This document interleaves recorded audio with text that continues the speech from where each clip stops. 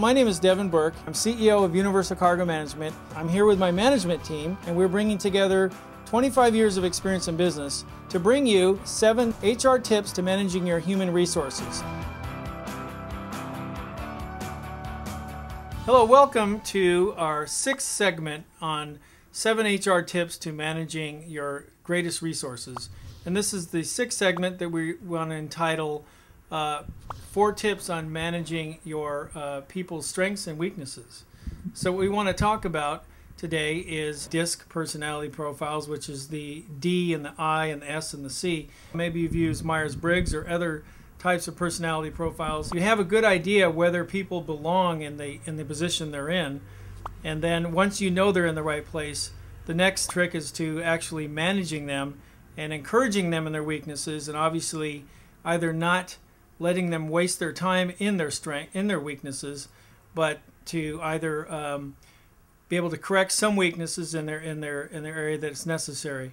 It's about identifying when you identify their weaknesses, it's not so that you can call them out or embarrass them or use that as an excuse to move them along. It's so you can either recognize this is just not something they're going to be good at and move them along, or it's so that you can actually say, yeah, this is an area, it might not be your greatest strength, but in this position you're going to have some ability there. So we're going to expect you to see some growth in that area. Well, this comes really handy when you have a particular employee where overall you're happy with their performance, but you feel something is missing. They're either a little bit not great, but they're okay to good, but there's just something missing. They seem to be in the wrong position. That's an area where you can really use this to move them to a different position or a different department, depending on the results of this profile. For example, let's say that somebody is generally a good employee. They come on time. They work really hard. They do relatively well, but they're not an I personality, for example, which typically sales tend to be in that personality. They're totally a different personality. Then if they happen to be in a sales department, maybe it's time for them to be switched to a different department if overall they tend to be a good employee. When you're discovering someone's strengths and weaknesses, you don't want to confuse the strengths and weaknesses of what their skill set is or their natural tendency to be able to be good at something with their character. You know, if they have a weakness in their character, but they're really good at selling, like a typical example is they're really good at sales, they're just a closer, but they lie all the time, right? So, you know, how you get good at sales? That's no.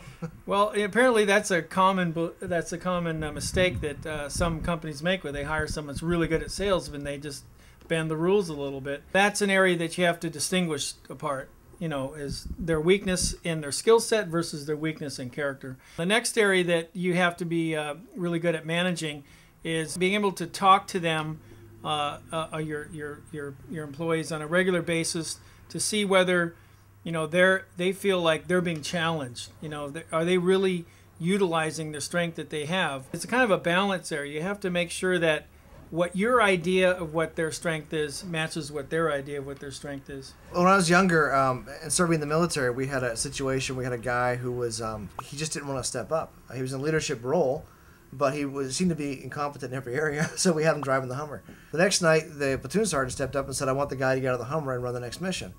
And we were just mortified. This guy would be given any kind of authority.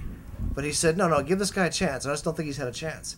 They put him out, and much to all of our surprise, he did a tremendous job with the mission. Mm-hmm. Not only did my opinion of him change immediately, but I realized, well, a lot of times you just got to pull people out and challenge them a bit and say, you know, I think you can do this, give it a shot. And you'd be amazed what comes out of them. There's a book called Good to Great by Jim Collins. One of the principles that the book talks about is the company was like a bus. Oh, aboard. And the people that belonged on that bus were going in the same direction as that company. And the people that didn't belong on that bus were obviously going in a different direction. You're doing them a disservice by keeping them from going their direction, by not letting them get off the bus.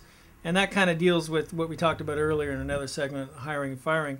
But also it deals with when you know you have the right people in your bus or in your company, you got to put them in the right seat. And do not talk to the driver while the bus is in motion. By doing that, you have to know where exactly they belong, and that's you know exactly what you're saying. Is sometimes you have to take a little risk and put someone in a situation where you're not quite sure where they're going to react, and you have to be willing to think outside the box in those areas. And you'll find that, you know, people will blossom in areas that even they didn't realize they had. And sometimes you got to encourage them to get off the bus, which sounds a little counterintuitive, but Yeah, you talk with them, somebody's got to give them a little push. I think you need to get off this bus because really your path lies on a different bus, and that's okay. And just because they have to get off the bus doesn't mean they didn't belong on the bus to that point. Exactly. You know, they needed to go to downtown, and you're going to the valley, but they still needed to go from the west side to, we're talking L.A. here, of course, to a certain point, and it's time where they're using the vehicle of your company to get to where they needed to go to another direction, and they also helped you, the company, to get where you needed to go.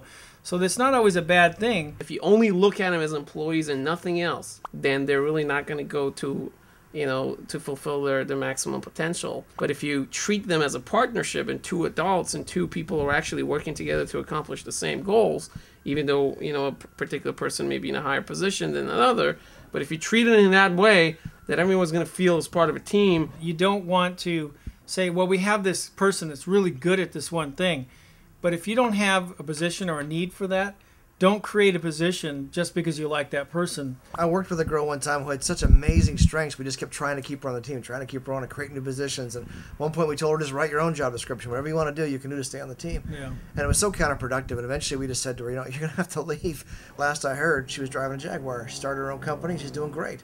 Yeah. It was a little tense when we asked her to move on, but man, she needed to, for her own sake as well as everybody else's. That's what we've learned through our experience, and this basically concludes the 6th part of our series, and we hope you stay tuned for the 7th and last part. Thank you very much.